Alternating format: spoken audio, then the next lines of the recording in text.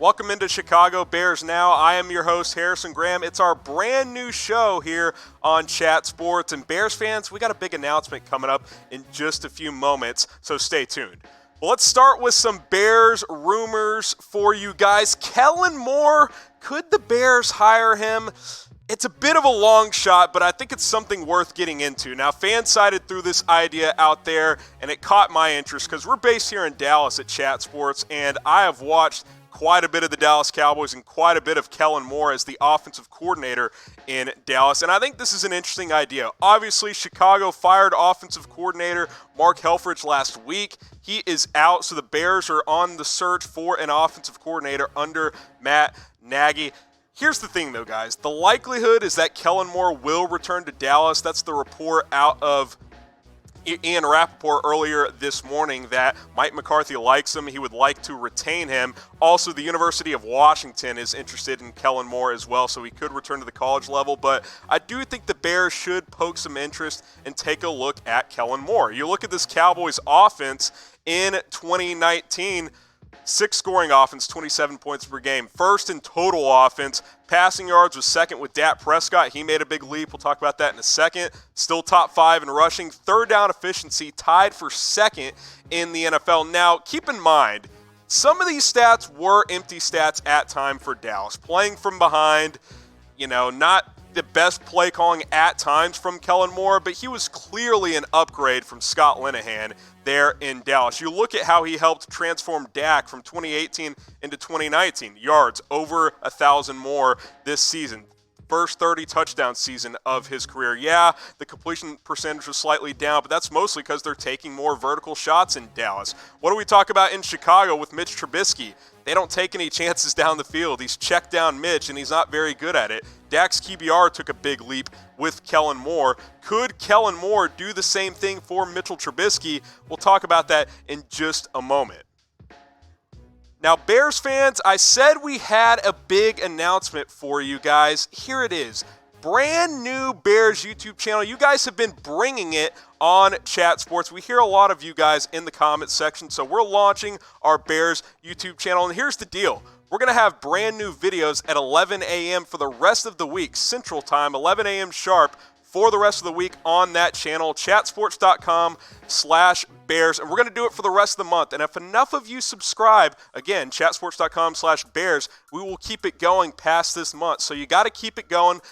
Start subscribing, keep subscribing, send that link to a friend, chatsports.com/Bears. And by the way, if you want to watch the rest of this video ad-free, that link will redirect you to that channel, and you won't have to worry about YouTube ads. Now, Kellen Moore back on this story if the Bears should try and hire him. Again, a bit of a long shot for the Bears, but this is an interesting idea. They need a new offensive coordinator, another voice next to Matt Nagy. I do think more likely will stay in Dallas, but his impact on Dak Prescott was obvious, and it makes you wonder if he could do the same thing with a guy like Mitch Trubisky, who similar skill set to Dak. I think he's got more limitations than Dak Prescott, but Dak took a huge step throwing the football this year under Kellen Moore, and of course they had John Kitna as well, who helped a lot. Trubisky's got to get better, guys. 17 touchdowns, 10 picks. The completion percentage, not great. 3,100 yards this season. That's not what you're looking for. He regressed from last year to this year. They need a new voice for Mitchell Trubisky if they are committed to him for 2020, as GM Ryan Pace and head coach Matt Nagy have said time and time again that they are. Here's another thing, too. Kellen Moore is willing to run the football. Dallas was 8th in the NFL in rushing attempts with 449. The Bears have 2 talented backs, and David Montgomery and Tariq Cohen ran it less than 400 times this year. They got to get that yards per carry up and commit to the run game more. Got to get more balance and use Mitchell Trubisky's legs as well as a part of this offense. I think Kellen Moore could bring that to the table. We will see what happens with him. Question for you, should the Bears hire Kellen Moore as offensive coordinator? Type Y for yes, type N for no. I think it would be an interesting hire. Again, it's a bit of a long shot, a bit unrealistic. Bears fans, I mentioned our brand new Bears YouTube channel, chatsports.com/Bears. Stay tuned tomorrow at 11 a.m. sharp. I'll have 3 realistic offensive coordinator candidates for Chicago. Next rumor here, sign Tom Brady. Guys, the Tom Brady rumors are real.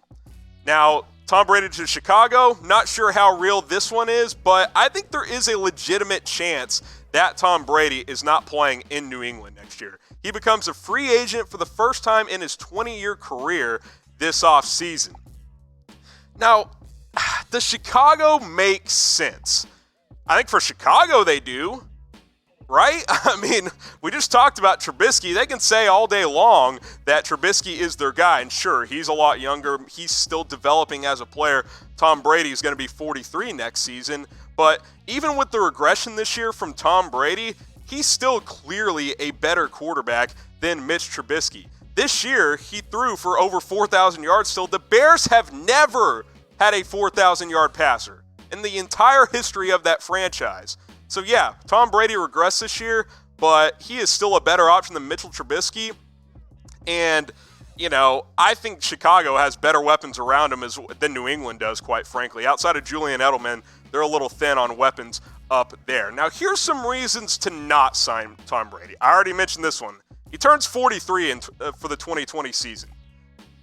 That's getting up there. I know Tom Brady has defied logic, but the decline this year did start. We'll see how legitimate it is in 2020, but it's definitely there. Cold weather plus old quarterback equals probably inconsistent results. It's windier and colder in Chicago a lot of the time than it is up there in Foxborough. I know Brady's played in a lot of cold weather games in his career, but that arm is not getting better as he ages. And then number 3, and I think this is a legitimate question, how does Tom Brady look without Bill Belichick? I don't think any of us know, and that's why the Tom Brady situation is very, very fascinating. Now, here are some reasons to sign Tom Brady. Trubisky stinks, right? We can spin this any way we want. The guy's not very good. And I talked about maybe a guy like Kellen Moore could help get the best out of him. He's got a ceiling. We all know that. How high is that ceiling? Maybe that's up for determination, but he hasn't proven that he's very good. He struggles with progression. He needs to use his legs more, that is for sure. I do think the Bears have better weapons than the Patriots do. So I think Brady could actually have a better statistical season in Chicago than he had in New England this year. I think Allen Robinson's a better receiver than Julian Edelman. David Montgomery and Tariq Cohen are 2 solid backs who can catch the ball out of the backfield. You find some balance in the run game. I think those are better weapons than what he has in New England. And then third point, Bears have a win-now roster. Elite defense. I just mentioned some weapons on offense. Got to get a little better on the offensive line, especially with Kyle Long retiring. We'll talk about that in a second. But the Bears are built to win now. They just need the quarterback. Maybe Tom Brady can be that guy. Which quarterback would you rather have? And obviously, if it's just for one game, 1 year, the answer is Brady. But the question here factors in the age and longevity as well. Would you rather take Brady for 1, 2, maybe 3 years? Or commit to Trubisky and hope that he develops? Type B for Brady, type T for Trubisky. Let me know what you guys think in the comments below. Now, I just mentioned it. Kyle Long is calling it a career. He is stepping away after 7 years. Those words, stepping away, is what he used. Did not officially use the word retire, but if you're seeing how he's tweeting, it seems like he's done, and for good reason, right? Like, the guy has been so banged up the last 4 years of his career. His first 3 years of his career, he was a Pro Bowler.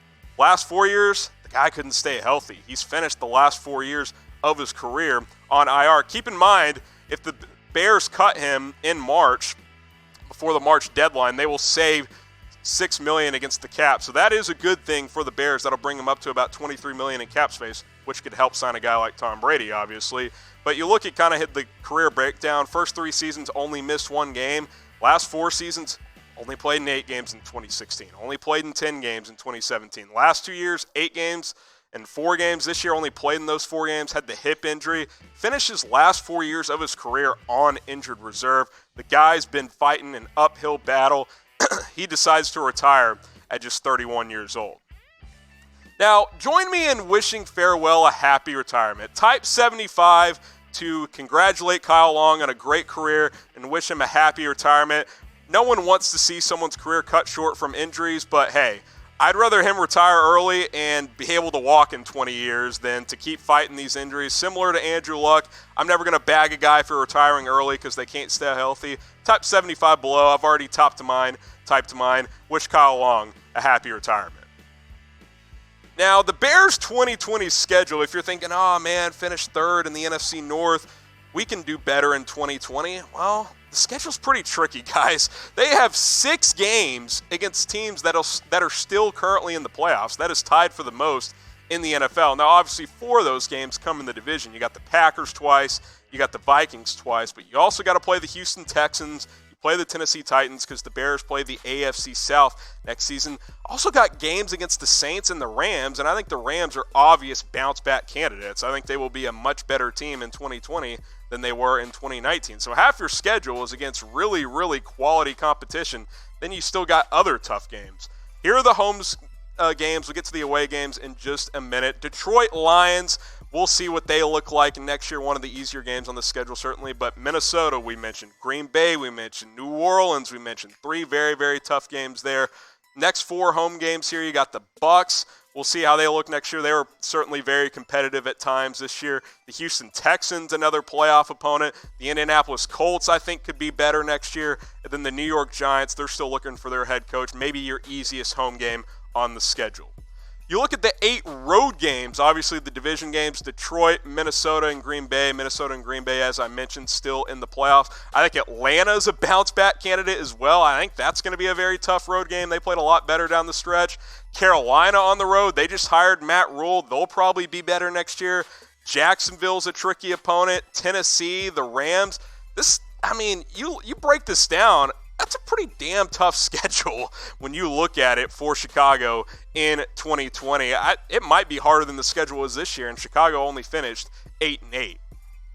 Now, question for you guys to end this video. How does the Bears' 2020 season end? Type P for playoffs, type M for miss the playoffs. Again, went 8-8 this year, 12-4 last year, trying to get back into the playoffs in 2020. Let me know what you guys think in the comments section.